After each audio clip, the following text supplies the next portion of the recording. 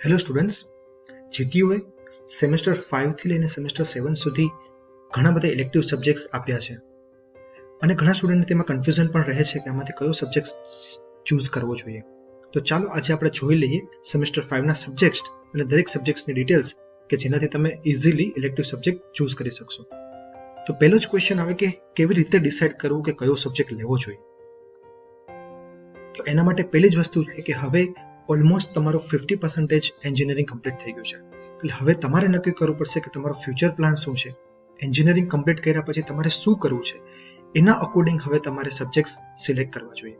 જો તમારે પ્લેસમેન્ટ્સમાં જવું હોય તો પ્લેસમેન્ટ્સ માટે કંપનીમાં પ્લેસમેન્ટની પ્રિપરેશન માટે જે પણ સબ્જેક્ટ જરૂર પડતા હોય તે તમારે ચૂઝ કરવા જોઈએ. જો તમારે માસ્ટર્સમાં જવું હોય તે પછી MS હોય, MTech હોય કે ME હોય તો તેમાં જે ટેકનોલોજીસની જરૂર પડતી હોય તેવા સબ્જેક્ટ્સ લેવા જોઈએ. અને તમારે ગેટ એક્ઝામની પ્રિપરેશન કરવી હોય તો એવા સબ્જેક્ટ્સ તો ખાસ લેવા જોઈએ કે જે ગેટના સિલેબસમાં હોય અને તેનું સારું એવું વેટેજ હોય. એટલે આમાંથી તમારે નક્કી કરવું પડે કે તમારે કઈ વસ્તુને ફોકસમાં રાખવી છે અને તેના અકોર્ડિંગ તમારે ઇલેક્ટિવ સબ્જેક્ટ લેવા જોઈએ. તો ચાલો હવે આપણે સ્ટાર્ટ કરીએ સેમ 5 ના અલગ અલગ સબ્જેક્ટ્સથી. તો સેમ 5 માં જીટીયુએ અલગ અલગ 3 ઇલેક્ટિવ સબ્જેક્ટ આપ્યા છે.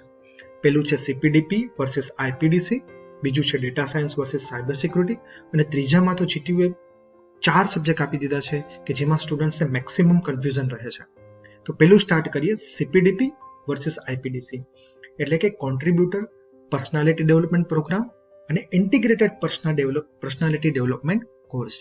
CPDP છે એ મુંબઈ બેસ્ડ એલ્યુમનાઈ કરીને એક કંપની છે, તેમણે એ સબ્જેક્ટ લોન્ચ કર્યું છે. તેમનું મેઇન ફોકસ છે કોન્ટ્રીબ્યુટર પર્સનાલિટી અને તેના માટે તેઓ રિયલ ટાઈમ એક્ઝામ્પલ્સ અલગ અલગ PPTs દ્વારા સમજાવે છે. તેમનું મેઇન ફોકસ એ છે કે એન્જિનિયરિંગ કમ્પ્લીટ થાય પછી જો કોઈ પણ સ્ટુડન્ટ કંપનીમાં જાય છે તો તેના અનુરૂપ તે અત્યારથી કેવી રીતે બની શકે કે જેનાથી તે કંપનીમાં સક્સેસફુલ પર્સન બની શકે, સક્સેસફુલ એમ્પ્લોય બની શકે. જ્યારે IPDC છે એ સબ્જેક્ટ લોન્ચ કર્યો છે BAPS સ્વામિનારાયણ સંસ્થા દ્વારા. તે લોકોનું મેઇન ફોકસ છે કે વિદ્યાર્થી છે, સ્ટુડન્ટ છે એ માણસ તરીકે કેવી રીતે સારો થવો જોઈએ અને એના માટે લોકોનું ફોકસ ખાલી કોન્ટ્રીબ્યુટર પર્સનાલિટી ઉપર નથી પરંતુ ઇન્ટિગ્રેટેડ પર્સનાલિટી ઉપર છે. આ સબ્જેક્ટની મેઇન સારી વાત એ છે કે તેમાં PPT કરતાં પણ અલગ અલગ વિડીયોઝ, અલગ અલગ મોટિવેશન વિડીયોઝ અને અલગ અલગ એક્ટિવિટીઝ દ્વારા ભણવામાં આવે છે. એટલે સ્ટુડન્ટને એ સબ્જેક્ટ છે થિયરેટિકલ ન લાગતા એકદમ પ્રેક્ટિકલ અને એક્ટિવિટી બેઝડ લર્નિંગ લાગે છે.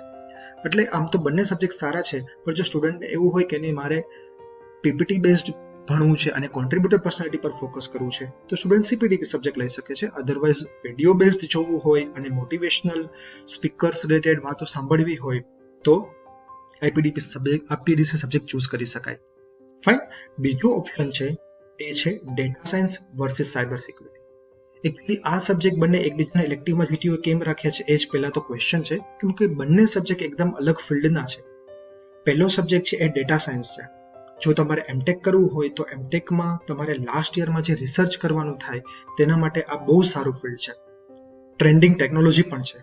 પરંતુ આ સબ્જેક્ટનો એક મેઇન પોઈન્ટ છે કે જે દરેક સ્ટુડન્ટને ધ્યાનમાં રાખવો જોઈએ એ વસ્તુ એ છે કે આ સબ્જેક્ટમાં મેથેમેટિક્સના કન્સેપ્ટ્સની ખાસ જરૂર પડશે.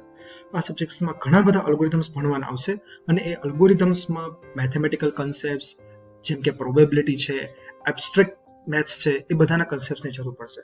એટલે જો એમ થતું હોય કે મેથ્સ છે એ 4 સેમેસ્ટર ભણી લીધું, હવે મેથ્સ વધારે નથી ભણવું, તો આ સબ્જેક્ટ રાખતા પહેલા વિચારવું જોઈએ. તેની સામે બીજો સબ્જેક્ટ છે સાયબર સિક્યુરિટી. સાયબર સિક્યુરિટી અત્યારે જેમ જેમ સ્માર્ટફોન્સ છે, લેપટોપ્સ છે, એનો યુઝ વધતો જાય છે એમ સાયબર સિક્યુરિટી છે એ ટ્રેન્ડિંગ ટેકનોલોજી બનતી જાય છે. એટલે જો તમને સાયબર સિક્યુરિટીના ફિલ્ડમાં ઇન્ટરેસ્ટ હોય તો આ સબ્જેક્ટ ખરેખર બહુ સારો છે. વળી જીટીયુએ એક બહુ સારી વાત એ કરી છે કે આ સબ્જેક્ટના થિયરી જે પાર્ટ છે એમાં પણ જીટીયુએ ઘણા બધા ટૂલ્સ રાખ્યા છે કે જે સિક્યુરિટી રિલેટેડ છે. એટલે આ સબ્જેક્ટ જો કોઈ સ્ટુડન્ટ લે તો તેને સિક્યુરિટી રિલેટેડ ઘણા બધા ટૂલ્સ એવા છે કે જે તેના સિલેબસમાં આવી જાય અને તે ટૂલ્સને તે એક્સપ્લોર કરી શકે. બંને ટ્રેન્ડિંગ ટેકનોલોજી છે એટલે તમારે વિચારવું પડશે કે તમારી કઈ ટેકનોલોજીમાં તમને ઇન્ટરેસ્ટ છે એ ટેકનોલોજી રિલેટેડ સબ્જેક્ટ તમે રાખી શકશો. વળી સાયબર સિક્યુરિટી રિલેટેડ બીજો એક સબ્જેક્ટ 7th સેમેસ્ટરમાં પણ આવશે કે જેમાં સિક્યુરિટી રિલેટેડ કન્સેપ્ટ્સની જ વાત કરી છે. એટલે જો કોઈ સ્ટુડન્ટને સિક્યુરિટીના એરિયામાં જે ઇન્ટરેસ્ટ હોય તો તેને 5th સેમેસ્ટર અને 7th સેમેસ્ટર બંને સેમેસ્ટરના સિક્યુરિટીના સબ્જેક્ટ લેવા જોઈએ. એટલે એનું આખું જે સિક્યુરિટીનું કન્સેપ્ટ છે એ ક્લિયર થઈ જશે. તો આ થઈ બીજા ઇલેક્ટિવ સબ્જેક્ટની વાત. ત્રીજો ઓપ્શન છે કે જે થોડો કન્ફ્યુઝિંગ છે, એટલે એનું વધારે ટાઈમ આપવા માંગીશ. પહેલું છે એ છે OOAD, એટલે કે object oriented analysis and design.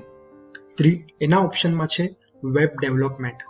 Flat છે કે જેનું નામ કોમ્પ્યુટર એન્જિનિયરિંગ છે એમાં આપ્યું છે TOC, અથવા ટાફેલ પણ એને ઘણા કહે છે. અને ચોથું એ છે કોમ્પ્યુટર ગ્રાફિક્સ છે. હવે આ ચારે ચાર સબ્જેક્ટ એવા છે કે ચારે ચાર સબ્જેક્ટ એકબીજાથી એકદમ અલગ છે, એટલે ઘણા સ્ટુડન્ટ કન્ફ્યુઝ થઈ જાય છે કે આમાંથી કયો સબ્જેક્ટ મારે રાખવો જોઈએ. તો પહેલા તો આપણે એક વાત કરી લઈએ કે આમાંથી 2 સબ્જેક્ટ છે થિયરેટિકલ સબ્જેક્ટ છે અને 2 સબ્જેક્ટ છે પ્રોગ્રામિંગ છે. એટલે જો તમને પ્રોગ્રામિંગમાં ઇન્ટરેસ્ટ હોય તો તમારે કાં તો વેબ ડેવલપમેન્ટમાં જવું જોઈએ અને કાં તો કોમ્પ્યુટર ગ્રાફિક્સમાં જવું જોઈએ. જો તમને થિયરેટિકલ સબ્જેક્ટમાં ઇન્ટરેસ્ટ હોય તો તમારે OOAD-માં જવું જોઈએ અથવા તો ફ્લેટ સબ્જેક્ટમાં જવું જોઈએ. હવે બીજી વસ્તુ આવશે કે હવે તમારે પ્લેસમેન્ટ માટે કન્સેપ્ટને ધ્યાનમાં રાખવો છે કે ગેટ એક્ઝામને કન્સેપ્ટમાં ધ્યાન રાખવું છે. જો પ્લેસમેન્ટ માટે જવું હોય તો વેબ ડેવલપમેન્ટ, કે જેને કોમ્પ્યુટર એન્જિનિયરિંગમાં નામ છે વેબ પ્રોગ્રામિંગ, એ સબ્જેક્ટ મસ્ટ છે, કેમ કે એ સબ્જેક્ટમાં HTML, CSS, જાવાસ્ક્રિપ્ટ થી લઈને PHP સુધીના બધા કન્સેપ્ટ એક સબ્જેક્ટમાં આવી જશે. એટલે PHP બેઝ ઘણી બધી કંપની પ્લેસમેન્ટમાં આવતી હોય તો તમને વેબ ડેવલપમેન્ટ સબ્જેક્ટ ખરેખર હેલ્પફુલ થાય. તેની સામે ગેટ સબ્જેક્ટ માટે ફ્લેટ સબ્જેક્ટ છે એ મસ્ટ છે. આ એક જ સબ્જેક્ટ એવો છે કે ગેટના 100 માર્કના પેપરમાં ઓલમોસ્ટ 8 થી 10 માર્કના ક્વેશ્ચન આ એક સબ્જેક્ટમાં પૂછાય છે. કોમ્પ્યુટર એન્જિનિયરિંગમાં તો આ સબ્જેક્ટ કમ્પલસરીમાં છે. GTUએ IT માટે આ સબ્જેક્ટ ઇલેક્ટિવમાં રાખી દેલો છે. એટલે જે સ્ટુડન્ટ્સ આ સબ્જેક્ટને જો ઇલેક્ટિવના ગણીને આ સબ્જેક્ટ નહીં લે તે લોકો માટે ગેટ ક્લિયર કરવી એ બહુ ડિફિકલ્ટ થઈ જશે, કેમ કે આ સબ્જેક્ટ ગેટ એક્ઝામ માટે તો મસ્ટ છે. એટલે જો તમારે પ્લેસમેન્ટ માટે જવું હોય તો વેબ ડેવલપમેન્ટ કમ્પલસરી છે. જો તમારે ગેટ એક્ઝામને ફોકસમાં રાખતા હોય તો ફ્લેટ સબ્જેક્ટ કમ્પલસરી છે. બીજું એક એ પણ છે કે ફ્લેટ સબ્જેક્ટ છે મેથેમેટિકલ છે, એટલે અગેન તમારે મેથેમેટિકલ પાર્ટમાં ઇન્ટરેસ્ટ છે કે નહીં એ પણ તમારે જોવું જોઈએ. બાકી રહ્યા 2 સબ્જેક્ટ, એક છે OOAD, કે જે ખરેખર તો હું એવું કહી શકું કે OOAD સબ્જેક્ટ છે એ GTUએ અલગ કરી નાખ્યો. અત્યાર સુધી આ સબ્જેક્ટ છે એ જાવા સબ્જેક્ટ આવતો હતો, એની સાથે એક યુનિટ આપી દેતા હતા, એ આ સબ્જેક્ટ હતો. હવે GTUએ આખો સબ્જેક્ટ અલગ કરી નાખ્યો છે, પરંતુ ખરેખર મને એવું લાગે છે કે કન્સેપ્ટ વાઇઝ સમજવા માટે આ સબ્જેક્ટ એટલો જરૂરી નથી, બહુ ઇઝી સબ્જેક્ટ છે.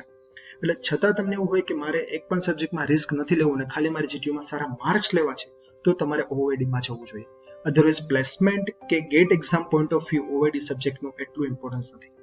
અને લાસ્ટ સબ્જેક્ટ રહ્યો કોમ્પ્યુટર ગ્રાફિક્સ.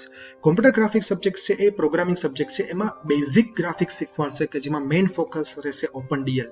એટલે કદાચ તમે એકદમ હાઈફાઈ એનિમેશન્સ વિચારતા હો, 3D એકદમ વિચારતા હોય તો એવું ગ્રાફિક્સ નહીં હોય, બહુ બેઝિક ગ્રાફિક્સ હશે કે જેના માટે OpenDL ટૂલનો યુઝ કરવામાં આવશે. એટલે આઈ થિંક હવે તમને વધારે ક્લિયર થશે કે પ્રોગ્રામિંગ સબ્જેક્ટ કયા છે. જો એમાં જવું હોય તો એ સિલેક્ટ કરો. ગેટ માટે કયા સબ્જેક્ટ છે એના માટે ફ્લેટ સિલેક્ટ કરો. પ્લેસમેન્ટ માટે કયા સબ્જેક્ટ છે એના માટે WD સબ્જેક્ટ સિલેક્ટ કરો. એટલે આના પરથી તમને વધારે ક્લિયર થશે કે મારું ફોકસ કયું છે અને એના અકોર્ડિંગ મારે કયો સબ્જેક્ટ લેવો જોઈએ. ફાઇન. તો આ તો થઈ સેમ 5 ના બધા સબ્જેક્ટની વાત. તો આનાથી આઈ થિંક તમને ક્લિયર થઈ ગયું હશે કે હવે અમે કયા સબ્જેક્ટ મારે લેવા જોઈએ કે જેનાથી મારું સેમેસ્ટર 5 છે એ વધારે સારી રીતે જઈ શકે. ફાઇન. છતાં પણ તમને કંઈ પણ ક્વેશ્ચન હોય તો તમે કોમેન્ટ સેક્શનમાં લખી શકો છો. We will surely answer. Fine. Okay, till then bye bye.